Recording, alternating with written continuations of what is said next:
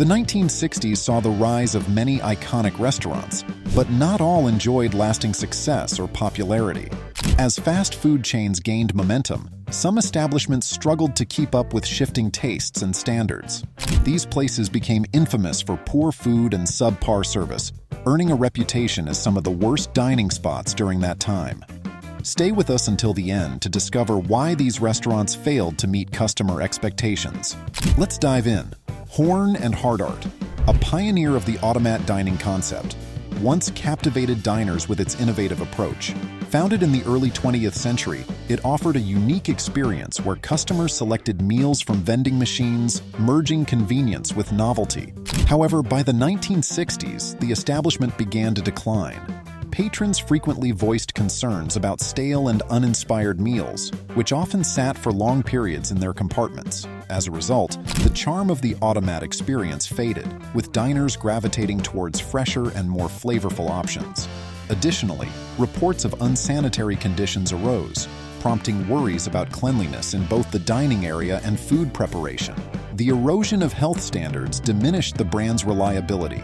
A lack of innovation and the failure to modernize the menu further exacerbated the situation, as other restaurants adopted contemporary trends and healthier choices. Intensifying competition left Horn and Hardart struggling to retain its customer base, leading to a swift decline in popularity. The trajectory of Horn and Hardart serves as a cautionary tale highlighting the necessity of maintaining quality and adapting to consumer preferences in the food industry. While its automat concept was revolutionary, the inability to keep pace with the evolving tastes of the 1960s ultimately marked it as one of the decade's most disappointing dining experiences. Howard Johnson's. It became a prominent name in American dining during the mid-20th century, celebrated for its extensive menu featuring comfort foods like clam chowder and fried clams. The brand's distinctive orange roofs became instantly recognizable symbols of its eateries. However, by the 1960s, Howard Johnson's began to lose its appeal, primarily due to significant drops in food quality. Patrons frequently reported inconsistencies in their meals, with some dishes arriving cold or poorly executed. The rapid expansion of the franchise made it increasingly difficult to maintain consistent quality across its numerous locations. Diners were left disappointed as their once-favorite meals lost their charm, leading to a decline in loyalty and overall customer satisfaction. The inviting atmosphere that once characterized Howard Johnson's began to feel outdated, failing to resonate with younger patrons who were seeking more modern dining experiences. Additionally, cleanliness concerns at certain locations exacerbated the brand's negative reputation, raising health alarms among consumers. The combination of a lack of modernization, declining food quality, and the rise of more attractive competitors contributed to Howard Johnson's decline during the 1960s. This downward trajectory serves as a reminder of the necessity for consistency and innovation in the restaurant industry. Although Howard Johnson once thrived as a beloved dining choice, its inability to evolve ultimately positioned it among the decade's less favorable dining experiences.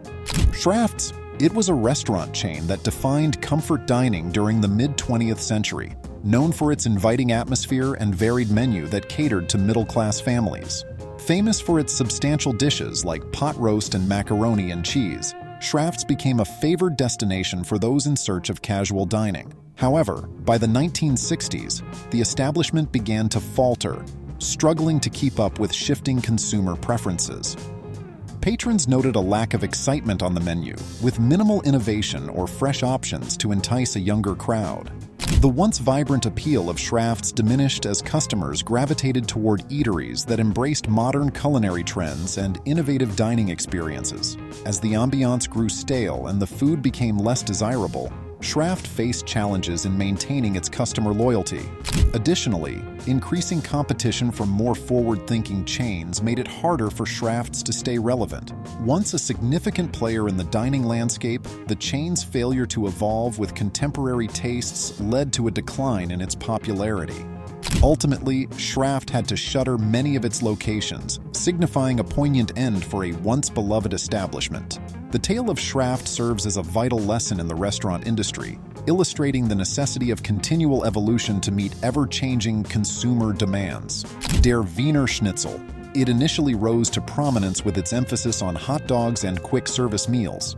However, by the 1960s, the chain began to suffer a considerable decline in its reputation due to various issues. Although it was known for its budget-friendly prices, customers increasingly criticized the quality of the food.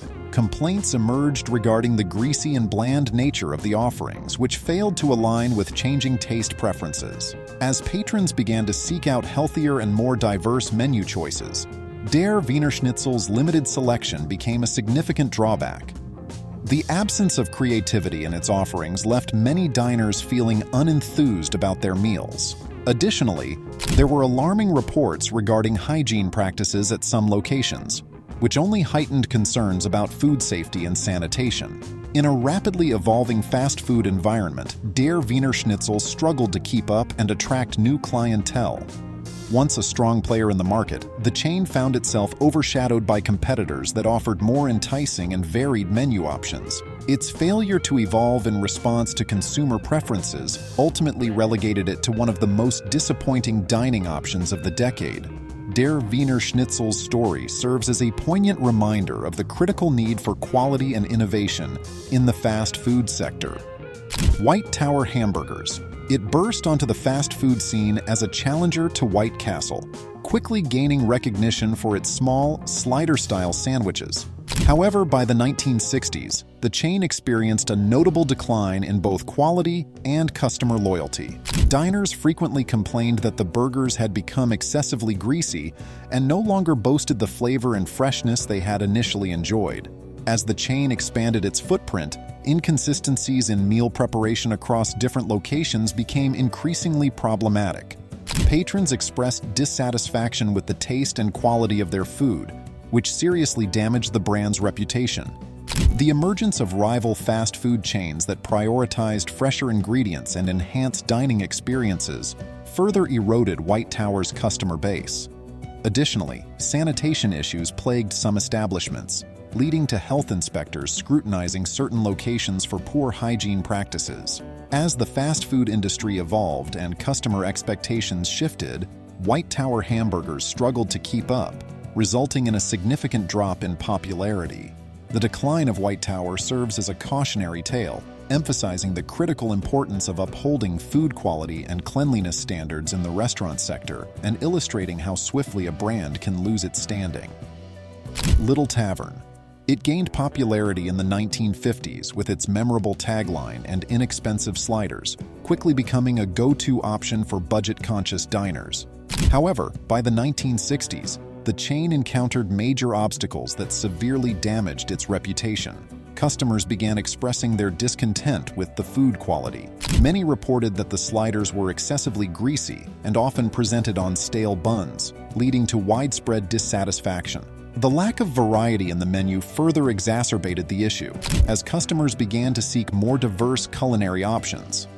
As competition intensified from emerging fast food brands, Little Tavern found it increasingly challenging to keep patrons engaged. Many felt that their dining experience was devoid of the freshness and excitement they desired. Moreover, hygiene concerns surfaced at multiple locations, prompting worries about food safety and sanitation protocols.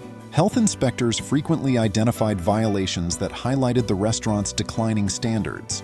As these problems accumulated, Little Tavern's capacity to attract and maintain customers significantly waned. The chain's inability to evolve and address concerns about quality ultimately placed it among the disappointing dining options of the 1960s.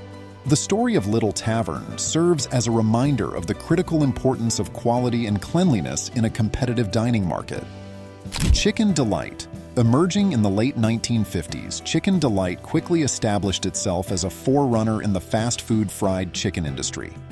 Its clever advertising and emphasis on delivery services captured widespread attention, building a dedicated following. However, as the 1960s progressed, the restaurant's reputation began to wane significantly. Diners frequently complained that the fried chicken was often overly greasy, inadequately cooked, and devoid of the flavor that initially attracted them.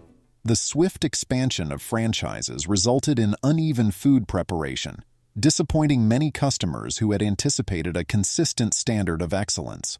The quality of dining experiences fell short of the initial promise of delicious chicken. Additionally, management problems at franchise locations played a crucial role in the decline, as some operators prioritized profit margins over food safety and quality. As competitors like KFC emerged, focusing on delivering superior products and enhanced service, Chicken Delight found it increasingly challenging to retain its clientele. The absence of menu innovation further eroded its appeal, ultimately positioning it as one of the decade's less favorable dining choices. The downfall of Chicken Delight serves as a reminder of the necessity for quality assurance and the ability to evolve within the dynamic fast food market. Sizzler. It made its debut in the late 1950s, carving a niche for itself in the casual dining sector with its budget-friendly steak offerings. However, by the 1960s, the chain encountered several obstacles that severely impacted its reputation. Diners frequently complained about the inconsistency in food quality, with some establishments presenting steaks that were tough and improperly cooked, disappointing many patrons. The once popular salad bar, which was a highlight of the Sizzler experience, suffered from a lack of attention. Customers often voiced concerns about the freshness of the ingredients and the overall cleanliness of the bar. Consequently, many diners felt that the overall experience fell short of justifying the expense. Additionally, as dining preferences evolved toward more refined culinary experiences, Sizzler struggled to adapt, earning a reputation for being unoriginal and uninspired.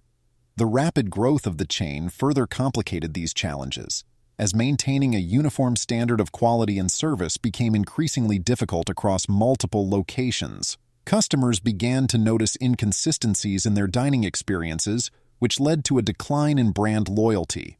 By the end of the 1960s, Sizzler's downturn was unmistakable, with many outlets facing financial hardships. This situation underscores the significance of flexibility and quality assurance in the food industry, highlighting that a restaurant's ability to cater to customer preferences is essential for long-term success. Friendlies. It emerged as a cherished dining establishment during the 1950s and 1960s, celebrated for its delightful ice cream sundaes and relaxed dining environment. However, as the decade unfolded, the brand faced mounting difficulties that significantly tarnished its image. Customers began to voice concerns about the declining food quality, with many menu offerings described as uninspiring and lacking flavor. Diners were disappointed when their favorite dishes failed to meet their expectations. The overall ambiance of Friendlies also became less appealing, as the decor and atmosphere struggled to resonate with a younger demographic. With a surge in competition from other casual dining venues that provided more modern choices, Friendlies found it increasingly challenging to maintain its loyal clientele. Additionally, some outlets experienced problems with cleanliness, raising serious concerns regarding food safety and hygiene. Reports detailing unsanitary practices further undermined the chain's popularity. The convergence of mediocre food, an outdated ambiance, and fierce competition from more attractive dining options ultimately placed Friendlies among the less favorable dining experiences of the 1960s. The brand's struggles highlight the importance of ongoing innovation and responsiveness in the fast-paced restaurant industry. The coffee cup. It was once celebrated as a casual eatery, known for its breakfast fare and comfort food. However, by the 1960s, it began to suffer from a decline that negatively impacted its reputation. Patrons frequently complained about the food quality, reporting that dishes were often served lukewarm and lacked the freshness that once characterized their meals. This inconsistency led to mounting frustration among loyal customers. The decor and overall atmosphere of the coffee cup became increasingly antiquated, failing to entice a younger audience. With the emergence of more modern dining options, the diner struggled to retain its charm. Additionally, reports of cleanliness concerns at several locations sparked significant anxiety regarding food safety, with diners voicing worries about unsanitary practices in both the kitchen and dining areas.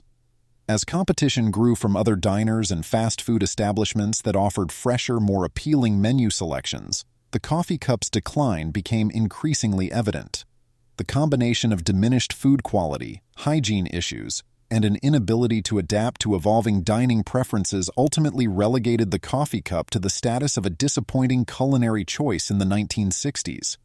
Its downfall serves as a critical reminder of the essential roles of quality, sanitation, and adaptability in the restaurant sector. The Red Barn. It emerged as a significant contender in the fast food arena during the 1960s, providing a laid-back dining atmosphere focused on hamburgers and fried chicken.